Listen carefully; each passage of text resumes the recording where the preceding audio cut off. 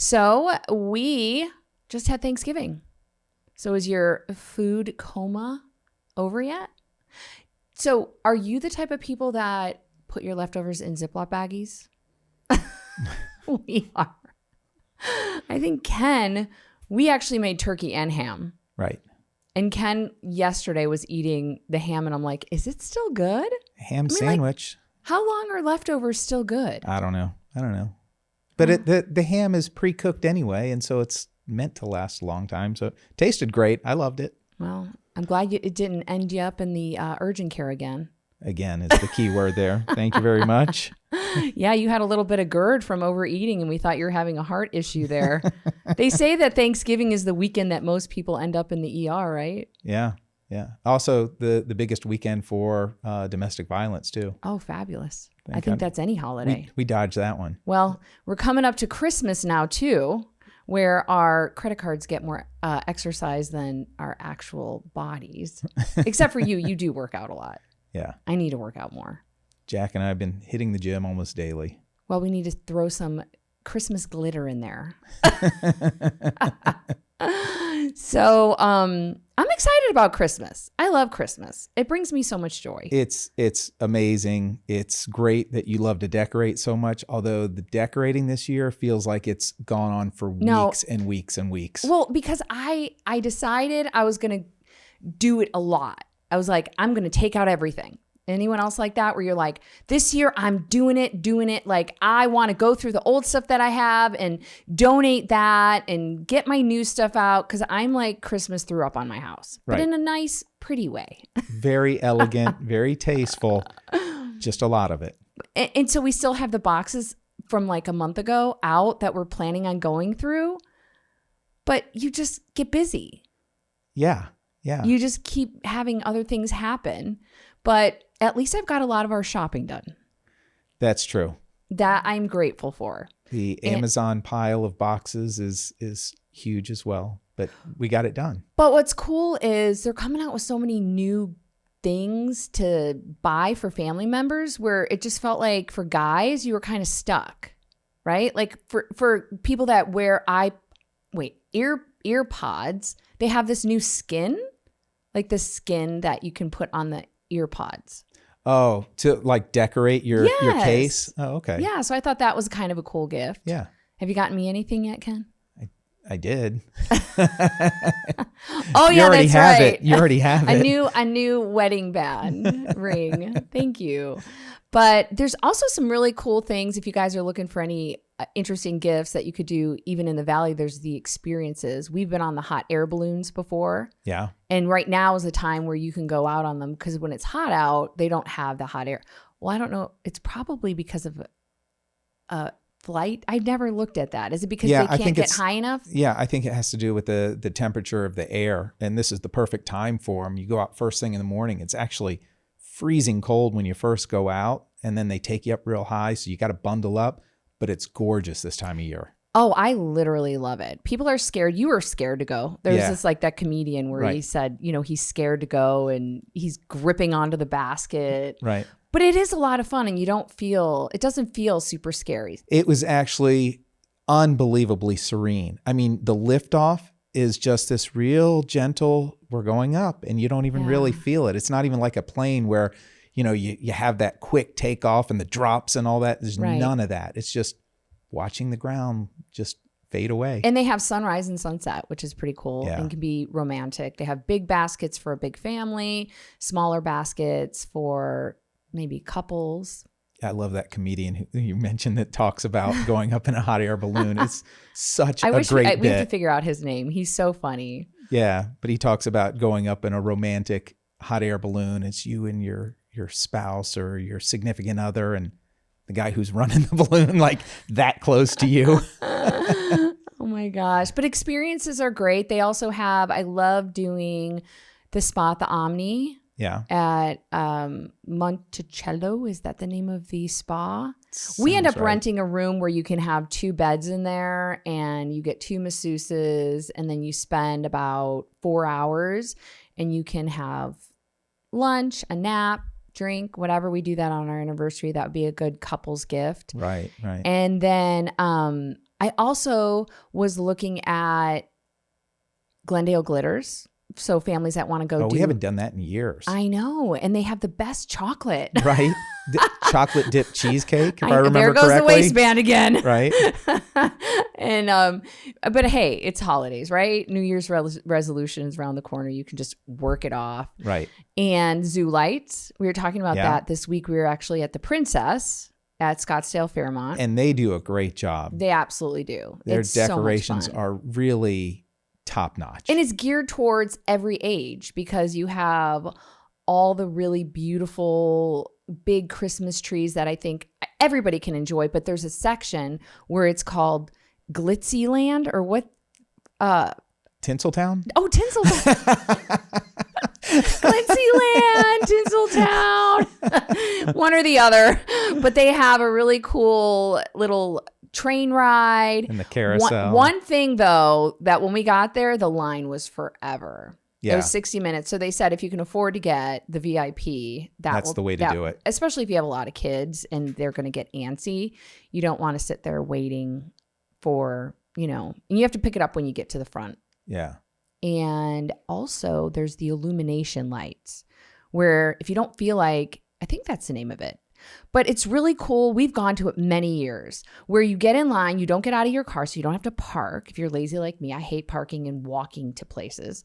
But you drive through all of these lights that world of illumination. And you put your radio station to you pull in, they'll tell you what radio station to go to. Yeah. And it goes to Christmas music and all the lights light up as the Christmas song is playing. Yeah. It's really cool. A lot of people open up their sunroof and they're sitting outside their sunroof. We don't recommend that as personal injury lawyer group, but they do it. You're going about 3 miles an hour. Right. It's fun. And I think it got popular during COVID when people were not getting out of their vehicles, not interacting with other people. And so you just drive through. But it was such a great experience. We did it for years afterwards too. Oh yeah, definitely. That's definitely a lot of fun. My goal has always been to go to New York to see the Macy's Day Parade, but we have yet to do that. I know. It's okay. We'll get there. Is that going to end up being like New York on New Year's Eve where people crowd in? No, but what you do is you rent a hotel room and you watch it from above. Okay. That way you get a hotel room. You can watch it from above. You're not outside. You're not uncomfortable because I'm not all about diapers on New Year's Eve. No, that's so disgusting. Nothing says sexy about New Year's Eve than a sexy dress and a big fat diaper that you've gone to the bathroom all night long. I can't even imagine doing that. I would never want to do that. No. It's disgusting. Yeah. And you know that everybody else around you, well, it probably smells like our cat room. We have a specific cat room that the cats go in and probably awful. I'm not a fan of the cats right now. No. That probably brings us along to some things going on in the country. Yeah. So did you hear this? That Oxford Dictionary every year declares their word of the year. And so the latest one that they just declared is rage bait. Yeah. Shocking that people use rage bait to get people to watch what they're talking about. Right. But I guess let's. What does it mean, Ken? Yeah, kind of figure out what rage everyone? bait is. I heard it described as the evil cousin to clickbait. So clickbait is something that seems like it's going to be very interesting to click on and watch, and it ends up having nothing to do with that. So you're kind of tricked into doing that. Rage bait is targeting the core issues that we have, our core beliefs, our core feelings, like anything dealing with faith or the LGBTQ community, or all these things that are really hot button topics. And so their sole goal in posting these things is to either have you be so super excited about it or so enraged by it that you fall in one of those two categories, and there's no gray area. There's no in between. And so it sparks debates like right off the bat, and it gets people really, really enraged. Well, it reminds me of the next article. To mix the two. Yeah. Ex-Mormon gay sparkly Santa. I mean, Jesus. Gay sparkly Jesus, right. I mean, I guess gay sparkly Santa is probably not too far off, but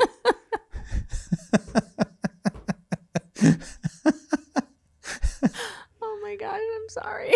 you got Santa on the brain. Because it's Christmas. I guess for Christians, gay sparkly Santa would be better, or would it be worse because you're targeting the kids? Yeah. So the gay sparkly Jesus kind of checks all the boxes for rage bait. And clickbait. Yeah, because all of the above. Yeah, it's pulling in people who are seeing the image of Jesus, consecrated, and it's pulling in people who are on both sides of the LGBTQ. And I guess this guy who calls himself gay sparkly Jesus is going to pride parades like that. And his reason for doing it is that he is raising awareness for people who have gone through conversion therapy. He calls them victims of conversion therapy. And so that's the issue, is people who have gone through therapy, through churches, etc., to help them sort of suppress their feelings of, I don't know, being gay or lesbian or, the other variations. Well, the Bible tells us, and, people will debate, the Bible tells us that a relationship is between a man and a woman. But at the same time, I do have compassion for people that feel like they're sinning. Also the Bible says divorce is not something that they recommend. And I've been divorced. As have I. And so I know people that struggle with Christianity and being gay and feelings like that. So, I mean, I can see where someone would say to themselves, I might want to examine through Christianity or through therapy maybe why I'm feeling gay. And then there's other people where they feel that's offensive. Right. Because people will compare having sexual relations with the same sex as someone being promiscuous. And from people that we know that are Christian and feel that they're gay, they find that insulting because they'll say, well, then it's not that easy. I have felt gay since I was born. And I feel like by demeaning it like that, like it's just being promiscuous, that's taking it away from me feeling like I want to make love to this person who's the same sex. Right. And so I know that I just went sideways with that, talking about the subject of, the Bible and being gay and trying to go through that type of therapy. So I can see where he has a place for people that have felt that conversion therapy have hurt them. Right. I would say that it's also clickbait, and the way that he's doing it is to bring attention, but also this man feels like he's been triggered and hurt by the Mormon community. Right. Because he clearly is a gay, sparkly Jesus. Which, isn't that blasphemy? Honestly. Well, and that's why it's rage bait, is because Christians are naturally going to be offended by that. Why would you use the image of Jesus? And at the same time, people who are in that community are cheering it on. And the whole idea with rage bait is something that we've talked about before, which is polarizing people. And it goes on every day in the media now. It's the whole point of the media is to polarize people. And you get angry, get both sides angry at each other. And when you're focused on that anger and on that subject, people are easier to manipulate. That's basically almost every article that you read. The top articles, like right now, last night, TPUSA put out that they want to do a live debate with Candace Owens. And that's really hard. I mean, especially being in Phoenix. This is a very small community. Right. I mean, the lady that's coming to do my makeup today for our law firm dinner tonight, she did Erica Kirk's makeup multiple times. The guy that we've had on here, Jeff, he actually got Erica Kirk her CCW. Right. So this is a very small community. And it's hard because I think people that know people on the inside, you don't want to talk about it because you also do hear inside rumors. Right. And you could be canceled in the community. You can be canceled in Phoenix because it is so small. It's big, but it's also small. And what's going on with that whole situation, and I've said this multiple times, it didn't take Candace Owens for people to say, wait a minute, something doesn't add up. Totally.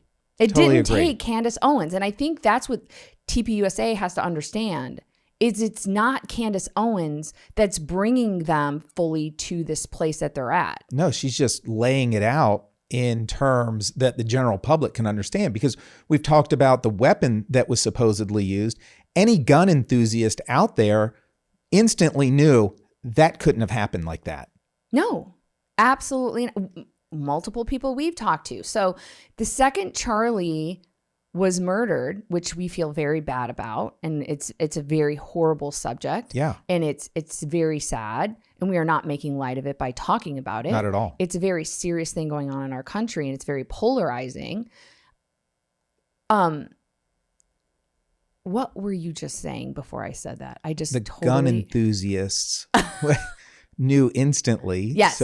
So everybody started Monday quarterbacking. Monday morning quarterbacking the situation, and saying, hey, this is what I wouldn't have done. This is what happened. It is clear if you were to watch everything, something is not right. Right. Something is not adding up. Right. Okay. Another thing that I'm having an issue with, and this is just maybe me being a female, what I don't like is Candace is a female. The head of TPUSA is now Erica.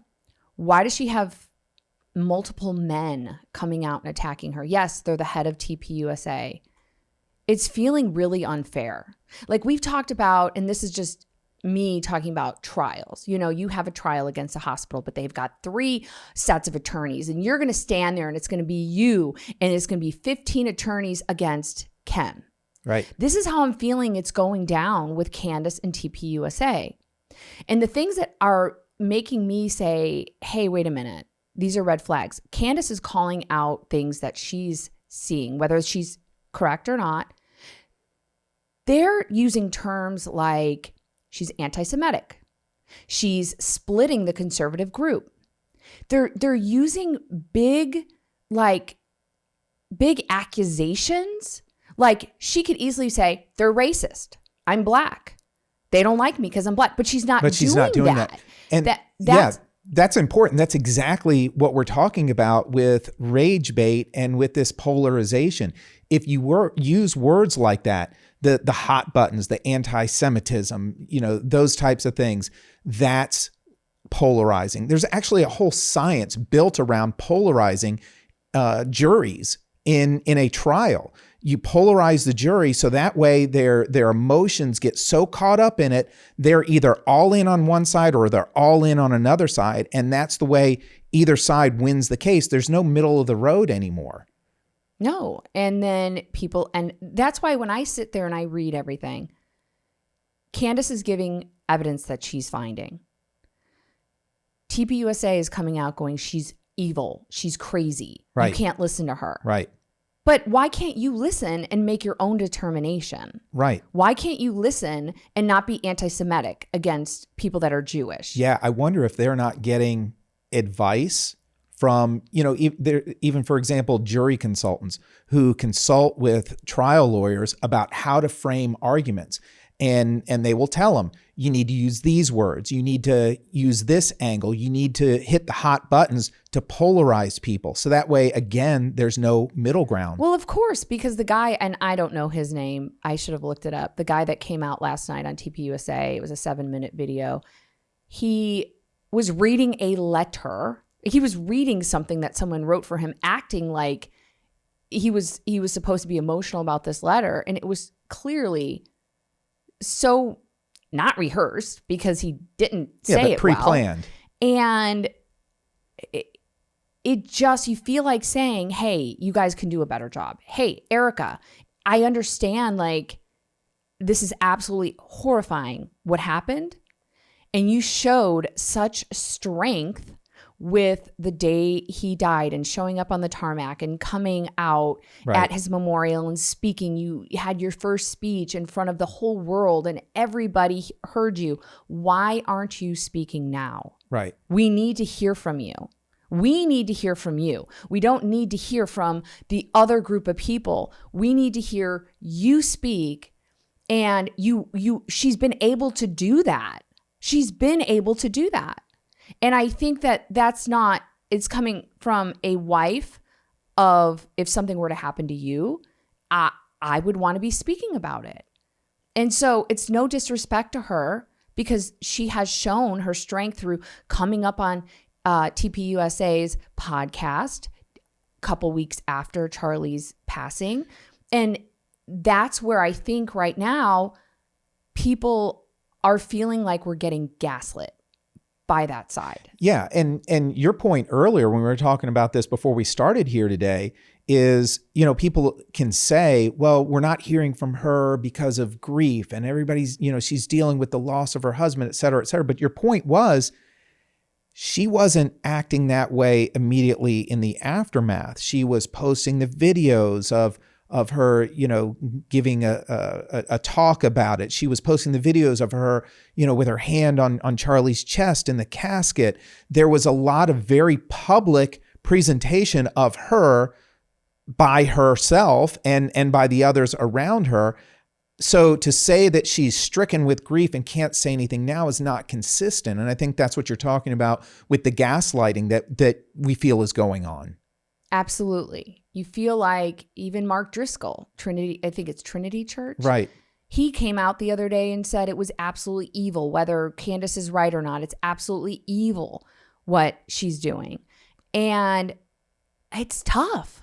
She, to me, seems like someone, and I could be completely gaslit because I made a post about this. She's the number one podcast in the world. Right.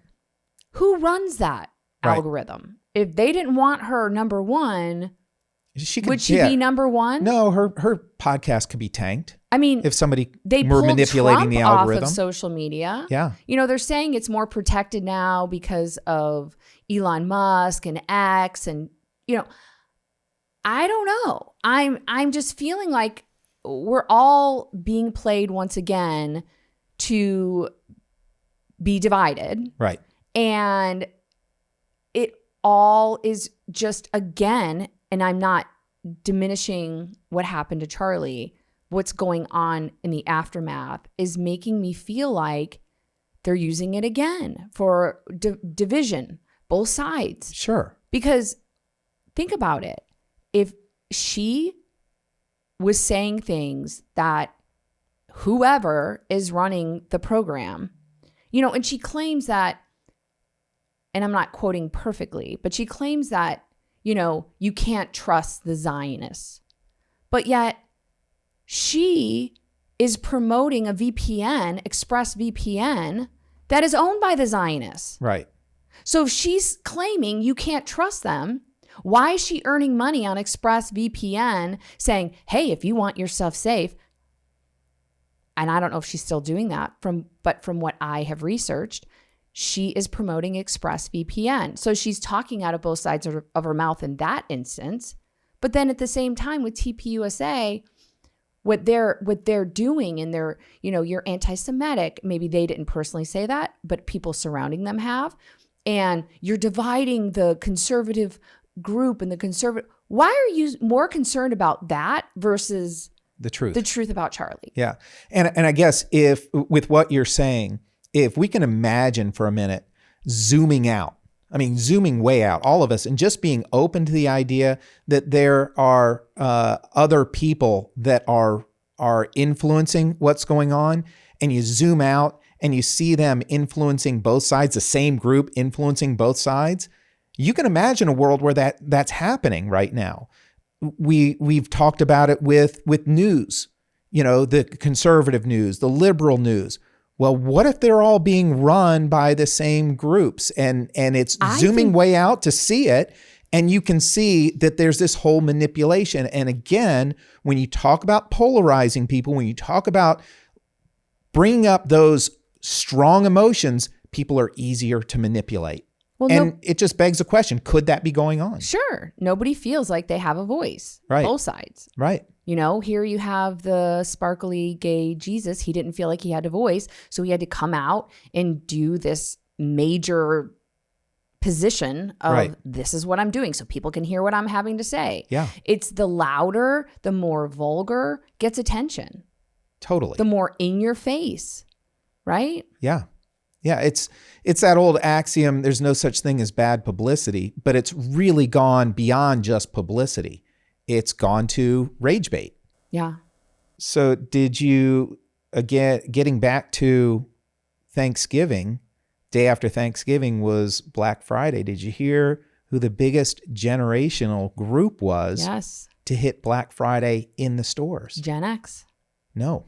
Gen Z. Gen Z. I said the wrong letter. Yeah. I'm Gen X. Yeah, which is, it's kind of funny because Gen Xers are still skipping it. We've been raised on it's, you know, a terrible experience. Well, it's because crowds. we did it. Yeah. Well, our daughter was like, and she's I think she's alpha. Yeah, she's something. I don't know. She's something. She's so wonderful. It's spicy all at the same time. But she was very insistent on going. And she's 15. Yeah, going shopping on Black Friday. Well, what she said is, she said, Mom, I want to experience where I run in somewhere and we're both fighting over an item. Would you punch a girl? I'm like, no. I'm like, would you? She's like, maybe. I don't know. I just want to experience that fighting like in the movies. Yeah. And I think what that is that generation is so, what's the word? They watch so many things. They watch so many movies. They watch so many things online. They watch the past that they almost want to relive what they're watching. They want to experience it themselves. Yeah, you're right. Because she has watched literally every movie out there. I mean, we mentioned movies from our childhood. She goes, oh yeah, I've watched that. Yeah. And I'm like, when did you watch that movie? She's seen them all. So yeah, they want to actually experience all these different things that they've seen in the movies. You're right. It's a little ADD because she constantly is wanting to be something else, which is fine. She wants to do movies. But yeah, no, they said that they were in, they were the top, but yet how are they making their money? Well, okay, so that's the other side of it. And that's what's interesting about this whole issue, this news story, is they're spending significantly less than other generations. They're the ones that are there that are doing the shopping, getting the experience, but what they're spending is less. Who's spending the most? Who? Gen X. Well, we're working the hardest. And we're working the hardest. We have the income. The article that I read said we are overspending by whatever percentage. Oh, I know I'm overspending, unfortunately. Yeah. But did you see that people are actually mad at Target? So they told people to get in line because they were going to get this grab bag or the whatever. doorbuster The or whatever. doorbuster bag. And it was garbage for the most part. It was like, you got this big silver Target bag, and then they got like Uno cards. What? This little lipstick. What? Yes. They used to give away TVs and stuff as the doorbuster. Well, I mean, I think I saw one person got like a blender. But they definitely did, don't announce that. Or if you're going to announce that, literally say we're going to spend this amount of money and you have to be the first 20. Right. Make it worthwhile. Yeah, because a lot of people, we thankfully don't have this in Arizona, but a lot of people are in states where it's really cold. Yeah. And they were freezing. Waiting around all night to get in the store. For like a $10 nothing. And a set of Uno cards. And they were probably Gen Z. And now they know why we don't do that. Right. Right. Lesson learned.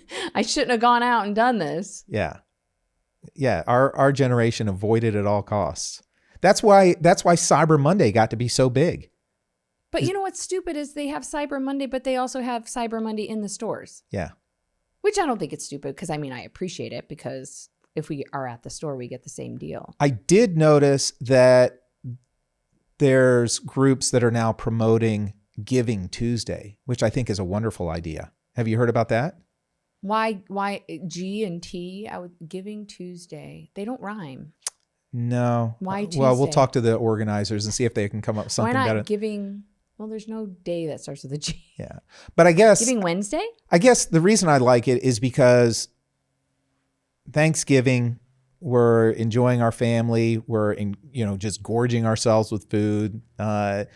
Black Friday, you're going out and it's all about the experience of the shopping. Cyber Monday, again, it's about the shopping. It's a lot of self-focus and spending money on yourself, your family members, that type of thing. And Giving Tuesday is more focused on charitable giving. Versus tacos.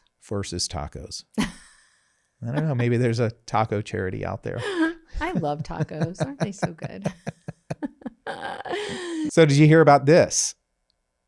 There was a study that came out saying that the poverty line should be increased to $140,000, where if you make less than $140,000, you're considered poverty level.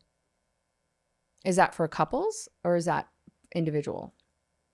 I think that's got to be total household income. I believe it. I guess it's currently 32,000. Holy moly. 32,000. I mean, I think rent in general in Arizona, you can't really get anything under $1,500 a month. Yeah. Yeah, that's crazy. So, if you have your rent and then that's like almost $20,000 a year. That's terrible. I mean, I get that everything's gone up in price. Rent's gone up, food's gone up, all, merchandise has gone up, and it probably needs to be readdressed. I'm a little concerned if they were to raise it that high. And that's not saying that's not anything official. That's but what does that mean? What does it mean if they raise it that high? What does that mean though? Like, what is that cutoff then? Well, I think you'd probably be eligible for governmental benefits, that type of thing. And I think I'd worry if it were set that high. This was just some economist who did a study, and he or she's getting criticized for, the math, the arithmetic that was used, that it's not right. I can see raising it from where it is so that there are people, because it is so hard for people on that end of the income spectrum to make ends meet, and they do need assistance, maybe, opening that up to other people. But at $140,000 per household, that's still a lot of people, and that's a lot of benefits. And the burden of that is going to be, I think, tremendous if that were to happen. But then does it fall on business owners to pay more money so they're not in that bracket? I mean, because it gets hit. I mean, everybody gets hit. Being business owners, people come in, and I know I have friends that own businesses, and people come in and they expect to get paid $100,000 a year just straight out of college because they're like, we can't afford anything. Yeah.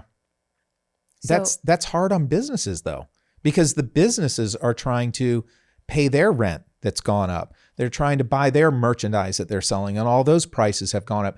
And literally what they're doing is passing that on to the consumer.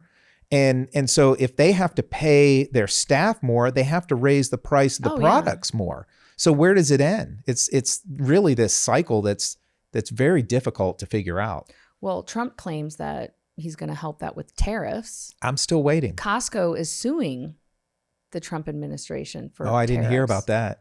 Yeah, that's what I saw. I saw that they're suing Trump. Because they get so much of their stuff from overseas, most likely. Probably. And it's affecting their bargain prices, their bulk prices. So now there's lashback. Is that a word? I'm so perimenopausal. I'm embarrassed of my brain. I have another study about the brain, but backlash. Backlash. Isn't there a movie called Backlash?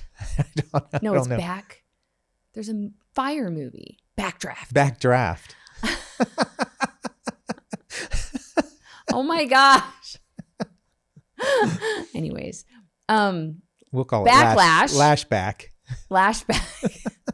Backlash towards Costco doing that, and there's like over 100,000 people who have canceled their membership for suing. Mm-hmm. Okay, So that, again, Go woke, go broke. that ties us back to the polarization of issues. That whole cancel culture is a polarization thing. And so if a person posts something online, if a corporation makes a corporate decision like that, then cancel culture polarizes it and says, you're either canceling them, you're either with us, you're against us.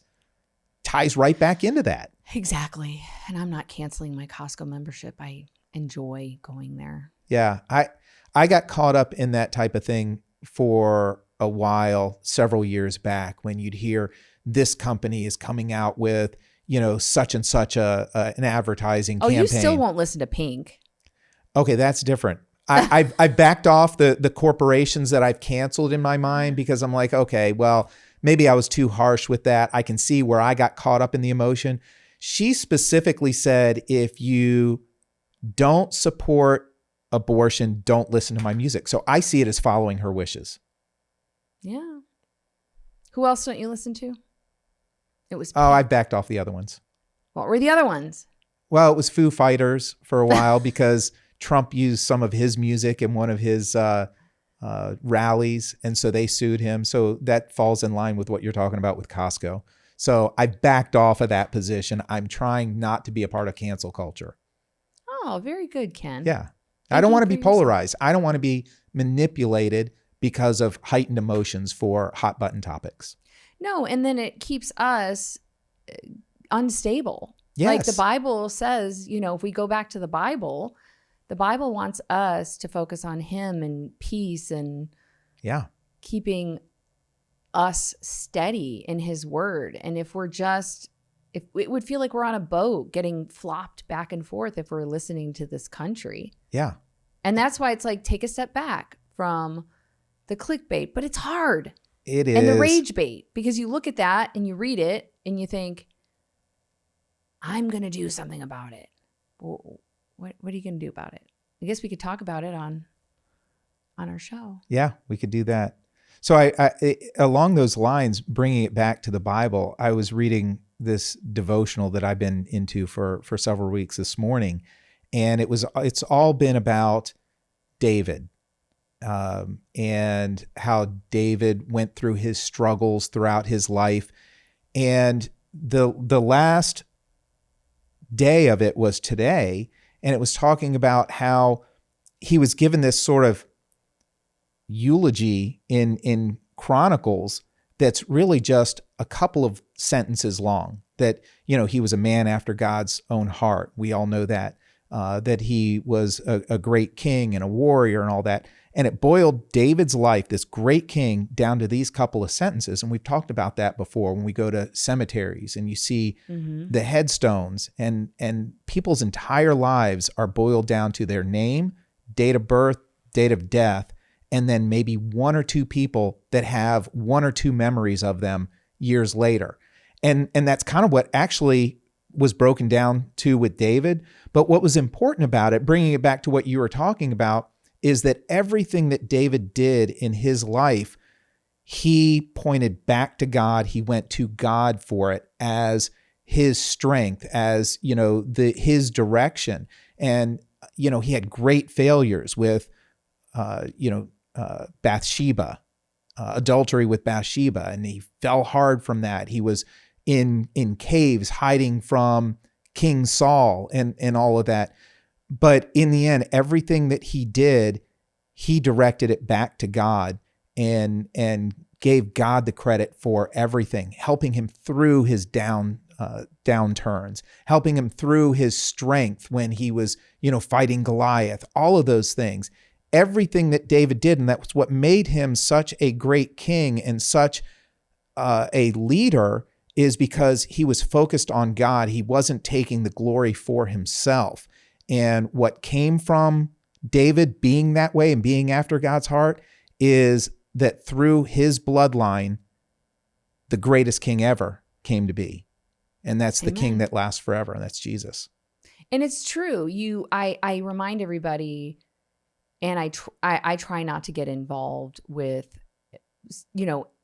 all of these whiplash articles and things like that, because you end up then just focusing on that next answer.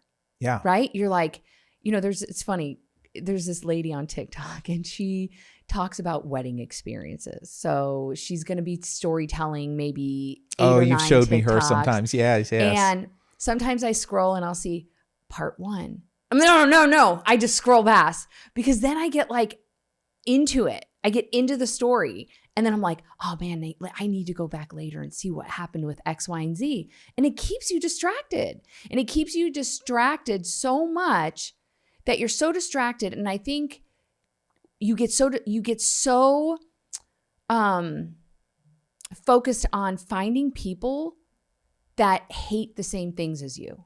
Yes. You end up finding people that hate the same things as you versus finding joy in lifting others up. What can I do? So, because if you're focused, like let's say, our house for the last 5 years after COVID, we got so cluttered.